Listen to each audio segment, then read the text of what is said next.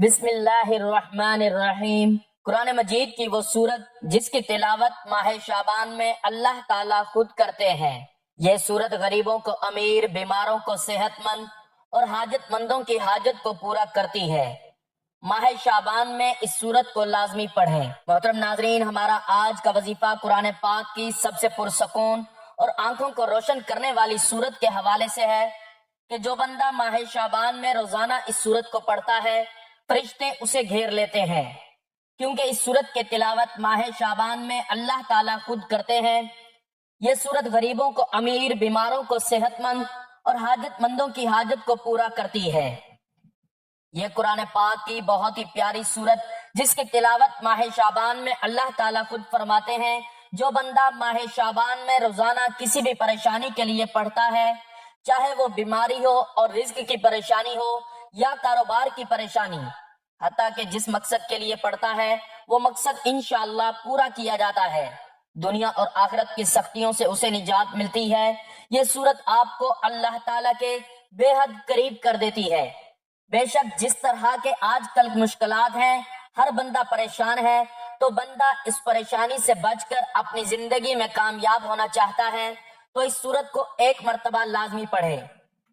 یہ سورت غریبوں کو امیر، بیماروں کو صحت مند اور حاجت مندوں کی حاجت کو پورا کرتی ہے۔ اگر کوئی صبح پڑھے گا تو فرشتے دن بھر اس کی حفاظت کریں گے، اور اگر کوئی رات کو پڑھے گا تو فرشتے ساری رات اس کی حفاظت کریں گے۔ یہ خاندان کے اندرونی عمل کو برقرار رکھنے اور کسی بھی قسم کے تنازعات کو دور کرنے میں بھی مدد کرتی ہے۔ یہ قرآن پاک کی وہ سورت ہے، اس کی تلاوت اللہ تعالیٰ خود جنت میں فرمائیں گے۔ جو شخص اس کی ماہ شعبان میں تلاوت کرتا ہے تو اللہ تعالیٰ اس سے بہت خوش ہوں گے اور اسے وہ سب کچھ دیں گے جس کی وہ خواہش رکھتا ہے۔ یہ بہت آسان سا عمل ہے، معجزات کو دیکھنے والا عمل ہے۔ یہی خاص عمل ہے جو دولت کو فوری طور پر غیبی طریقے سے آپ کے پاس لانے والا عمل ہے۔ ایسا عمل ہے جس نے ماہ شعبان میں یہ وظیفہ پڑھا، وہ رزق کی دولت سے مالا مال ہو گیا۔ گھر میں، کاروبار میں دولت کی ریل پیل ہو گئی، دولت کی برسات صبح سے ان کی زندگی میں آنا شروع ہو گئی، دولت کی طوفانی بارش برس رہی ہے۔ ماہ شعبان میں پورے دن کسی بھی وقت یہ وظیفہ پڑھ کر معجزہ دیکھنا چاہتے ہو تو 5 منٹ کا یہ عمل کر کے آپ دیکھ لینا۔ تقدیر کے اگر بند تالے نہ کھل جائیں تو پھر مجھے کہنا۔ تقدیر ایسے طریقے سے کھلے گی کہ آپ لوگ خود مجھے کہو گے کہ ہمارا یہ مسئلہ پیسوں کا تھا، رشتوں کا تھا، تکلیف کا تھا، گھریلو جھگڑوں کا تھا، یا اس کے علاوہ وہ چاہے جو بھی مسئلہ تھا وہ حل ہو گیا۔ ناظرین، شعبان وہ مہینہ ہے جس میں آسمان کے دروازے عام دنوں سے زیادہ کھل جاتے ہیں، فرشتے زمین کی طرف زیادہ اترتے ہیں، اور رب کائنات اپنے بندوں کو پکار پکار کر کہتا ہے کوئی جو مجھ سے مانگے، ہے کوئی جو مجھ سے مانگے میں دینے کو تیار ہوں، ہے کوئی جو معافی چاہے میں بخشنے کو تیار ہوں، ہے کوئی ٹوٹا ہوا دل میں جوڑنے کو تیار ہوں۔ یہ وہ مہینہ ہے جو رمضان کی تیاری نہیں بلکہ رمضان کی خوشبو ہے۔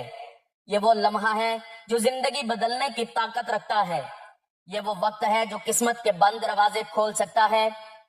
انسان سارا سال مشکلات میں گھرا رہتا ہے، رزق کی تنگی، گھریلو پریشانیاں، اولاد کی فکر، بیماریوں کی آزمائش، دل کی بے چینی اور دعاؤں کا قبول نہ ہونا، یہ سب بوجھ اس کے کندھوں کو جھکا دیتا ہے۔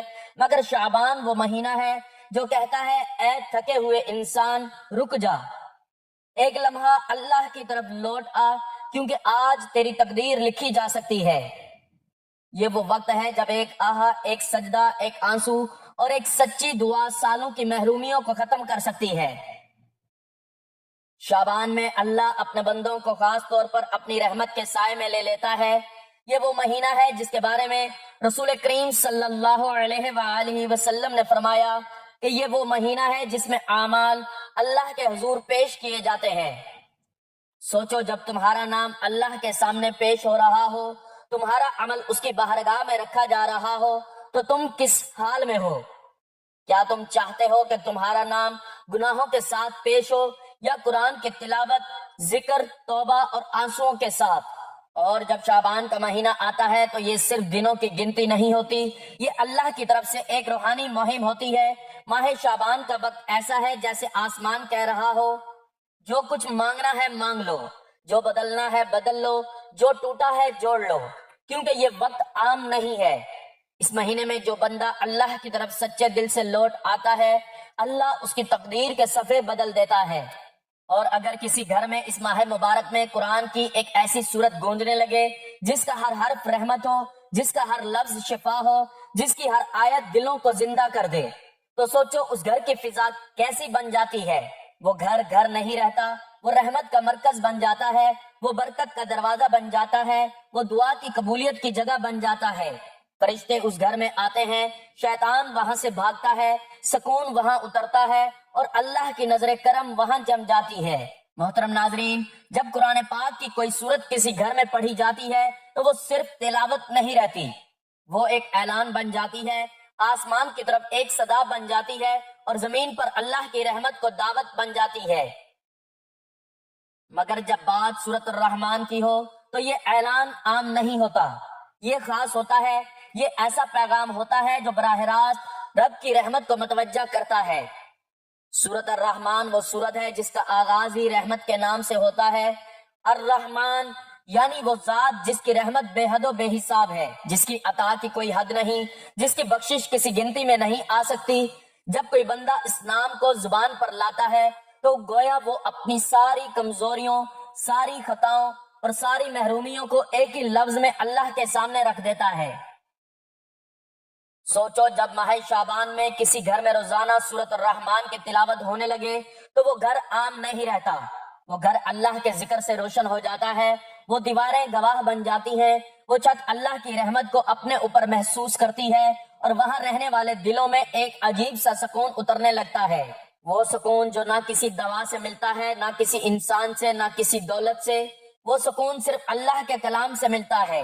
سورت الرحمن انسان کو یاد دلاتی ہے کہ تو تنہا نہیں ہے، تیرا رب تیرے ساتھ ہے، وہ تیرے دکھ دیکھ رہا ہے، وہ تیری آہیں سن رہا ہے، وہ تیری خاموش دعاؤں کو جانتا ہے۔ جب تو کہتا ہے فَبِأَيِّ آلَاءِ رَبِّكُمَا تُكَذِّبَانِ، تو دراصل تو اپنے رب کے سامنے یہ اقرار کر رہا ہوتا ہے کہ یا اللہ، میں تیری کسی نعمت کا انکار نہیں کرتا، میں جانتا ہوں کہ جو کچھ میرے پاس ہے وہ تیرا دیا ہوا ہے، اور جو نہیں ہے وہ بھی تیری حکمت ہے۔ یہ آیت صرف ایک سوال نہیں، یہ ایک دروازہ ہے، یہ وہ دروازہ ہے جس سے دعا کی قبولیت شروع ہوتی ہے، کیونکہ جب بندہ شکر کے ساتھ اللہ کے سامنے جھکتا ہے تو اللہ اس کے مانگنے سے پہلے ہی دینے کا فیصلہ کر لیتا ہے۔ یہی وجہ ہے کہ جن گھروں میں سورت الرحمن کی تلاوت ہوتی ہے وہاں ناشکری ختم ہونے لگتی ہے، شکوے کم ہونے لگتے ہیں، دل نرم ہونے لگتے ہیں، اور زبان پر دعا خود بخود آ جانے لگتی ہے۔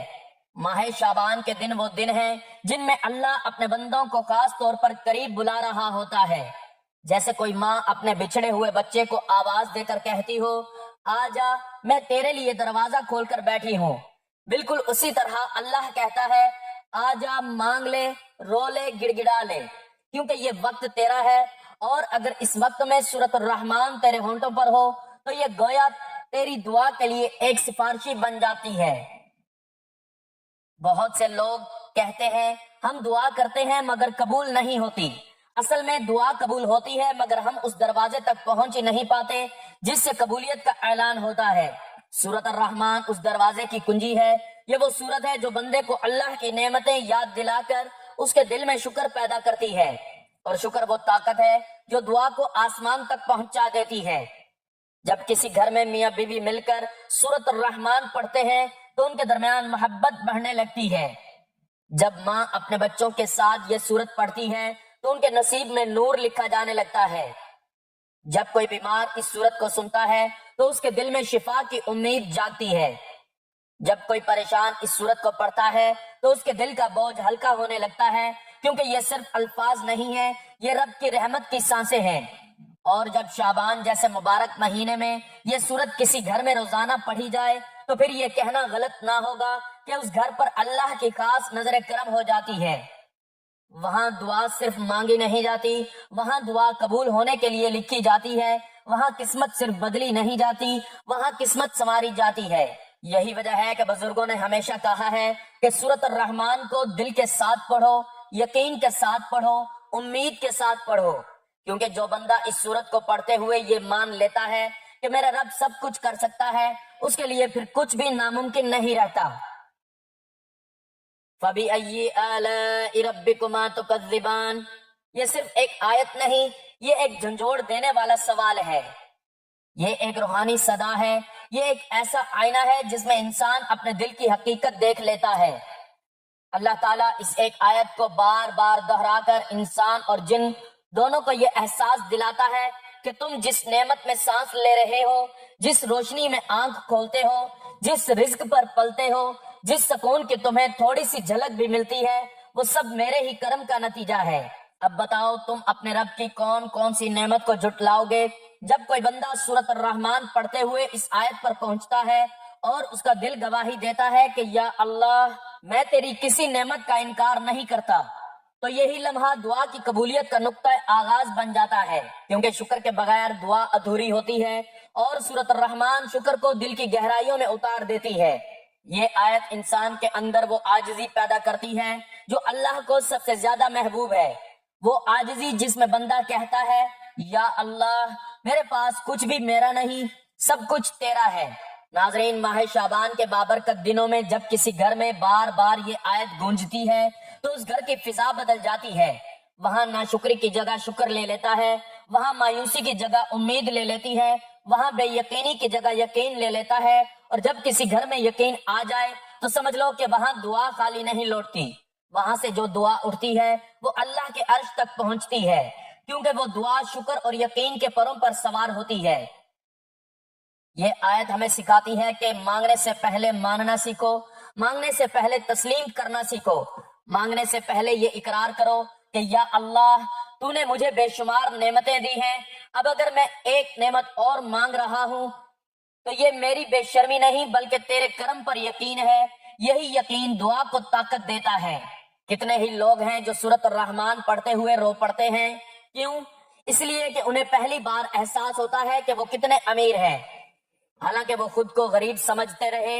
ان کے پاس ایمان ہے، سانس ہے، آنکھیں ہیں، قرآن ہے، رب کو پکارنے کی اجازت ہے، اور ان سب سے بڑی نعمت یہ ہے کہ اللہ نے انہیں مانگنے کا حق دیا ہے۔ یہ آیت انسان کو یہی یاد دلاتی ہے کہ تم مانگ سکتے ہو کیونکہ تمہارا رب دینے والا ہے۔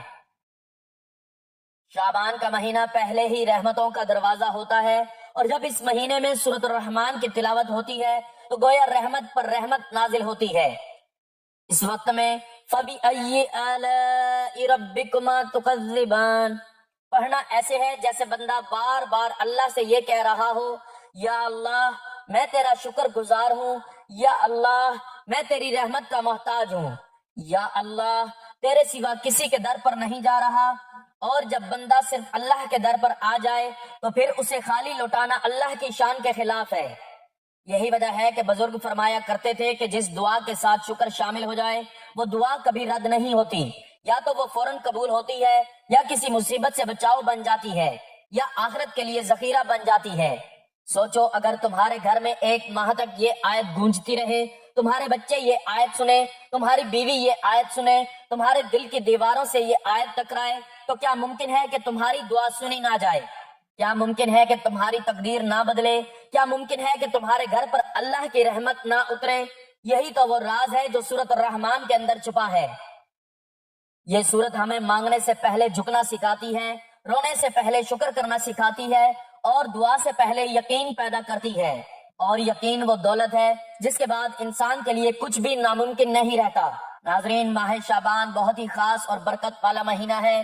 یہ مہینہ اللہ کی طرف سے ایسی خاص دعوت دیتا ہے جو سال میں صرف ایک بار ملتی ہے، جیسے کسی بادشاہ کی طرف سے خط آئے کہ اس دن دربار کھلا ہے، جو چاہو مانگ لو، جو دکھ ہے بیان کر لو، جو ضرورت ہے رکھ دو، کوئی روک ٹوک نہیں، کوئی دربان نہیں، کوئی پردہ نہیں۔ بالکل اسی طرح یہ ماہ مبارک رب کریم کی طرف سے اعلان ہوتا ہے کہ میرے بندو یہ وقت تمہارے لیے ہے، آ جاؤ، مانگ لو، رو لو، توبہ کر لو، کیونکہ میں تمہیں خالی نہیں لوٹاؤں گا۔ انسان سال بھر مختلف دروازوں پر دستک دیتا ہے، کبھی لوگوں کے سامنے ہاتھ پھیلاتا ہے، کبھی دنیا کے سہاروں پر بھروسہ کرتا ہے، کبھی اپنے رشتوں سے امید لگاتا ہے، اور جب وہاں سے مایوسی ملتی ہے تو دل ٹوٹ جاتا ہے۔ مگر یہ 10 دن ہمیں یاد دلاتے ہیں کہ اصل دروازہ صرف ایک ہے، اور وہ اللہ کا دروازہ ہے۔ جو یہاں آ گیا وہ کبھی محروم نہیں ہوا۔ یہی وجہ ہے کہ بزرگان دین فرماتے تھے کہ شعبان کے مہینے میں جو بندہ اپنے رب سے جڑ گیا وہ رمضان میں خود بخود سنور جاتا ہے، اس کی عبادت میں لذت آ جاتی ہے، اس کی دعاؤں میں اثر آ جاتا ہے، اس کی زندگی میں سکون آ جاتا ہے، کیونکہ یہ ماہ دراصل دل کی صفائی کے دن ہوتے ہیں، نیت کے درست ہونے کے دن ہوتے ہیں اور تقدیر کے لکھے جانے کے دن ہوتے ہیں۔ اور جب انہی دنوں میں کسی گھر کے اندر سورۃ الرحمن کی تلاوت شروع ہو جائے تو یہ گویا اللہ کو خاص دعوت دینا ہے کہ یا اللہ، ہم نے تیرے کلام کو اپنا سہارا بنا لیا ہے، ہم نے تیرے نام کو اپنی پناہ بنا لیا ہے، ہم نے تیری رحمت کو اپنا یقین بنا لیا ہے۔ ایسے گھر پھر عام گھروں جیسے نہیں رہتے، وہاں برکت کا پہرا لگ جاتا ہے، وہاں رحمت کی چادر تان دی جاتی ہے، وہاں دعا رد نہیں ہوتی۔ ناظرین، یہ ایسا بابرکت مہینہ ہے کہ جس میں تقدیر کی کتاب کھلی ہوتی ہے، جو لکھوانا ہے لکھوا لو۔ رزق کی کشادگی، قرض کی ادائیگی، اولاد کی کامیابی، بیماری سے شفا، گھریلو سکون، رشتوں کی آسانی، دل کی بے چینی کا خاتمہ، ہر حاجت اسی وقت اللہ کے سامنے رکھ دو، کیونکہ یہ وقت مانگنے کا نہیں، یقین کے ساتھ مانگنے کا وقت ہے۔ کتنے ہی لوگ ہیں جو کہتے ہیں کاش ہمیں پہلے پتا ہوتا، کاش ہمیں معلوم ہوتا کہ کچھ لمحے ایسے بھی ہوتے ہیں جو پوری زندگی بدل سکتے ہیں۔ یہی وہ لمحے ہیں، یہی وہ دن ہے، یہی وہ موقع ہے، یہ وقت پھر سال بعد آئے گا۔ نہیں معلوم ہم زندہ ہوں گے یا نہیں، نہیں معلوم ہمارے ہاتھ میں قرآن ہوگا یا نہیں، نہیں معلوم ہماری آنکھوں میں آنسو ہوں گے یا نہیں۔ اس لیے آج اگر اللہ نے تمہیں یہ موقع دے دیا ہے تو یہ اس کی خاص عنایت ہے، یہ اس بات کی نشانی ہے کہ وہ تمہیں بھلانا نہیں چاہتا، وہ تمہیں نظر انداز نہیں کرنا چاہتا، وہ تمہیں اپنے قریب کرنا چاہتا ہے۔ اور یاد رکھو، جو بندہ اس موقع کو پہچان لیتا ہے وہ دنیا اور آخرت دونوں میں کامیاب ہو جاتا ہے، کیونکہ وہ جان لیتا ہے کہ اصل دولت سورۃ الرحمن کے الفاظ میں چھپی ہے، اصل طاقت فَبِأَيِّ آلَاءِ رَبِّكُمَا تُكَذِّبَانِ کے یقین میں چھپی ہے، اور اصل کامیابی اللہ کے در پر جھک جانے میں چھپی ہے۔ یہی وجہ ہے کہ ماہ شعبان میں سورۃ الرحمن کی تلاوت کو معمولی نہ سمجھو، یہ ایک عمل نہیں، یہ ایک فیصلہ ہے۔ یہ فیصلہ کہ اب ہم دنیا کے دروازوں پر نہیں جائیں گے، اب ہم صرف اللہ کے در پر جائیں گے، اور جو صرف اللہ کے در پر آ جائے اس کی ہر دعا قبولیت کے راستے پر چل پڑتی ہے انشاءاللہ۔ ناظرین، یہ وظیفہ آپ نے اللہ تعالیٰ پر پورا یقین اور اپنے اللہ سے امید رکھتے ہوئے کرنا ہے۔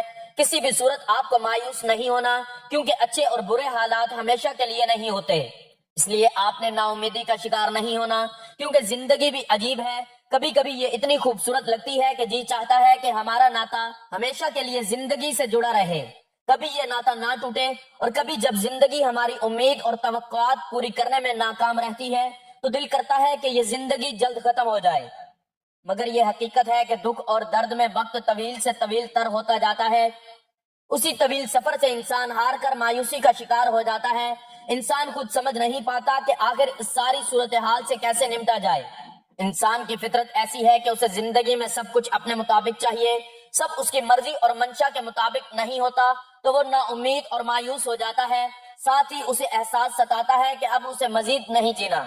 انسان بنیادی طور پر جلد باز واقع ہوا ہے، اسے اگر کچھ حاصل کرنا ہو تو وہ اس کے لیے تگ و دو کرتا ہے، دعائیں مانگتا ہے، محنت کرتا ہے، مگر جب اس کی منشا کے مطابق اس کو پھل نہیں ملتا تو وہ تھک جاتا ہے، اور اس تھکن میں وہ مایوسی کے اندھیروں میں اپنا وجود، اپنی امید اور اپنا یقین کھو بیٹھتا ہے، اسے زندگی بے رنگ لگنا شروع ہو جاتی ہے، دوسرے الفاظ میں اس کی دلچسپی ختم ہو جاتی ہے۔ مگر یاد رکھیں کہ کچھ بھی ہمیشہ کے لیے نہیں ہوتا، وقت کی ایک خوبصورتی ہے کہ یہ کبھی بھی ایک جیسا نہیں رہتا، مشکل ہو تو آسانی بھی مل جاتی ہے، حالات چاہے جتنے بھی کٹھن ہوں، مشکلات کے بادل جتنے بھی کالے کیوں نہ ہوں، آسانی کی صبح کا سورج ضرور طلوع ہوتا ہے۔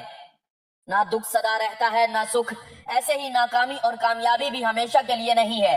اس لیے سب سے اہم بات یہ ہے کہ انسان کو کبھی بھی مایوس نہیں ہونا چاہیے، بلکہ مشکلات کے آنے پر مایوسی کے اندھیروں میں امید اور یقین کا چراغ جلاتے رہنا چاہیے، کیونکہ اگر انسان مایوسی کے اندھیرے میں امید کا چراغ جلاتا ہے تو اس کی روشنی انسان کے وجود کو منور کر دیتی ہے۔ ناظرین، کچھ لوگ ہم سے یہ بھی شکوہ کرتے ہیں کہ وظیفہ تو ہم صحیح کرتے ہیں، جیسے آپ بتاتے ہیں ویسے ہی وظیفہ کرتے ہیں، لیکن ہمارا تو کبھی کام نہیں ہوا، ہمیں تو کبھی دولت نہیں ملی۔ آپ ضرور کچھ غلطیاں کرتے ہوں گے جو میں آپ کو وظیفہ بتانے سے پہلے بتانے لگا ہوں۔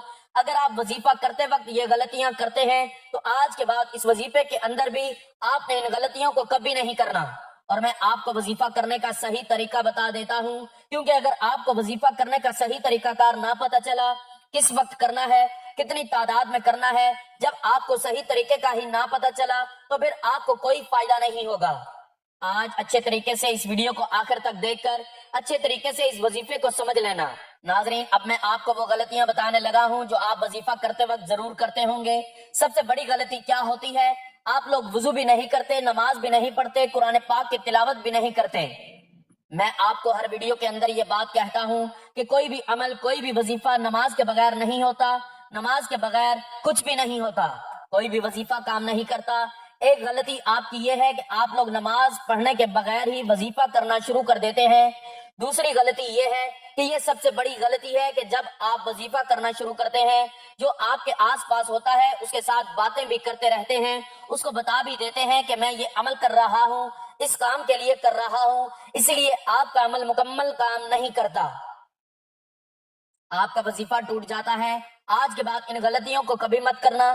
وظیفہ کرنے کا صحیح طریقہ یہ ہوتا ہے کہ آپ نے اب وضو کیا، وضو کرنے کے بعد نماز پڑھ لی، جب آپ نماز پڑھ لیں اس جگہ پر جا کر بیٹھنا جہاں آپ کو لگتا ہے کہ ادھر میرے آس پاس کوئی نہیں آئے گا۔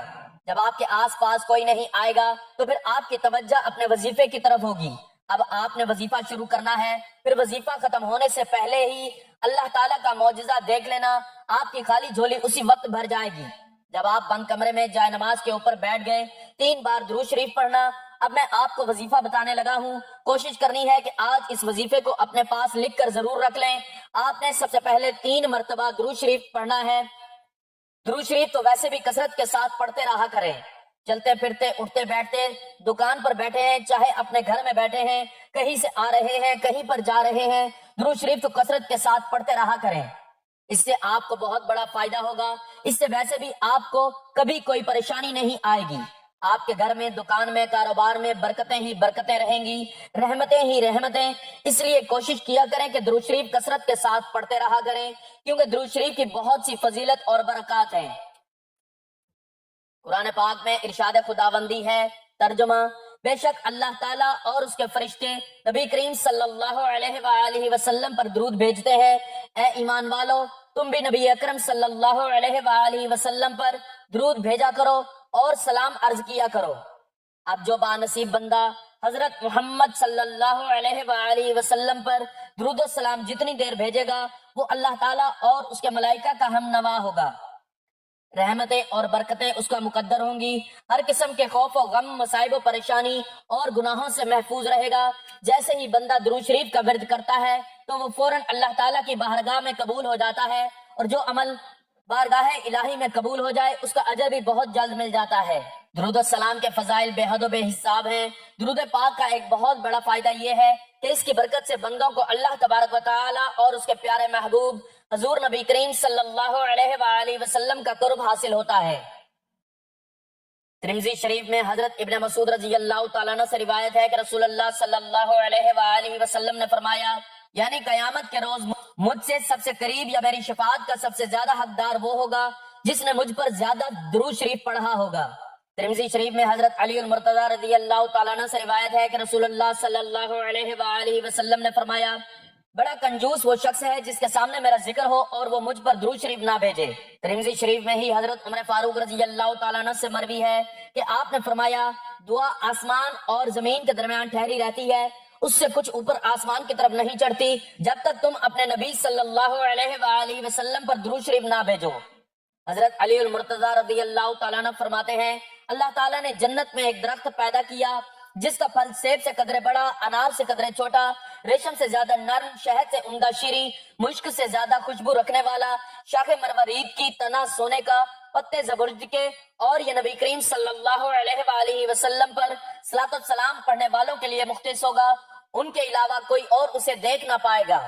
حضور سید عالم صلی اللہ علیہ وآلہ وسلم نے فرمایا، جو مجھ پر درود بھیجتا ہے اس پر فرشتے درود بھیجتے ہیں، خود خدا اپنی شان کے مطابق درود بھیجتا ہے، جس کا باعث تمام آسمان اور زمین والے درود بھیجتے ہیں، بلکہ درخت، چرند پرند، غرض یہ کہ کوئی ایسی چیز باقی نہیں رہتی جو درود نہ بھیجتی ہو۔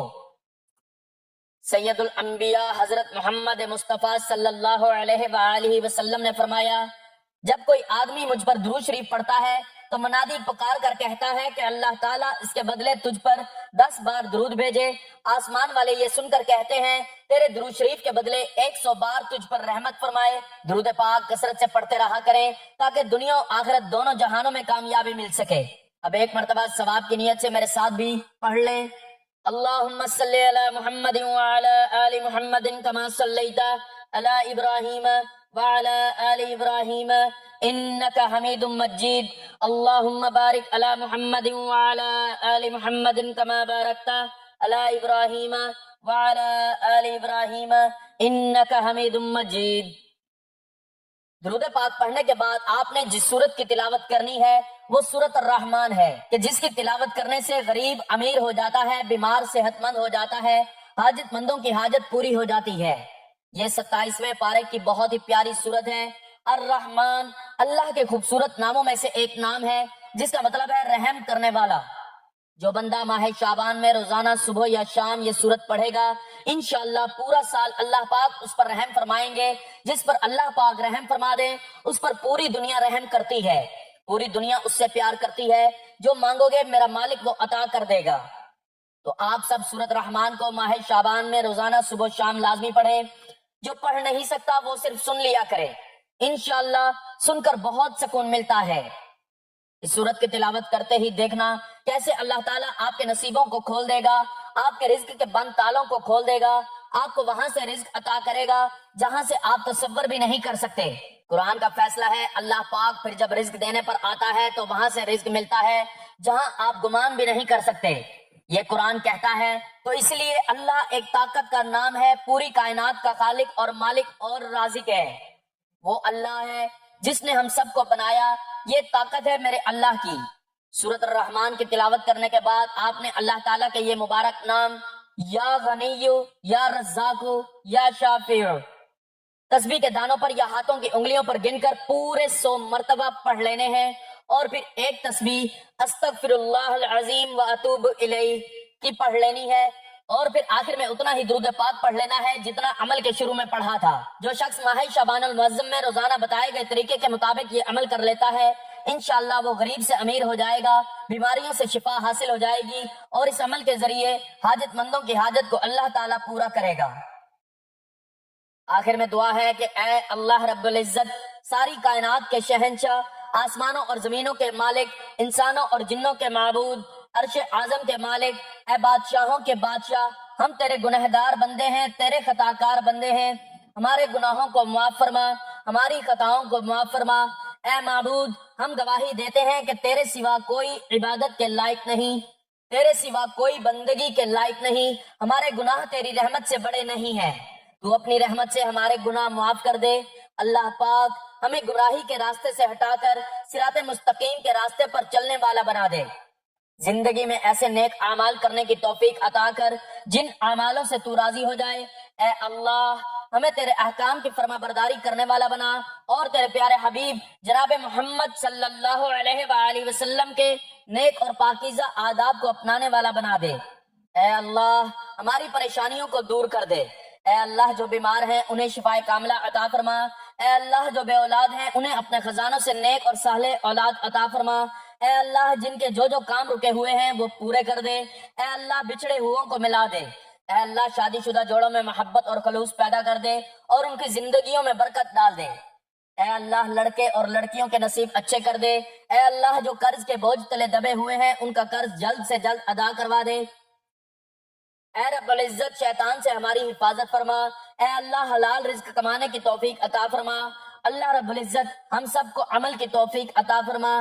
اللہ تعالیٰ میرا سنانا اور آپ کا سننا اپنی بارگاہ میں قبول و منظور فرمائے، آمین۔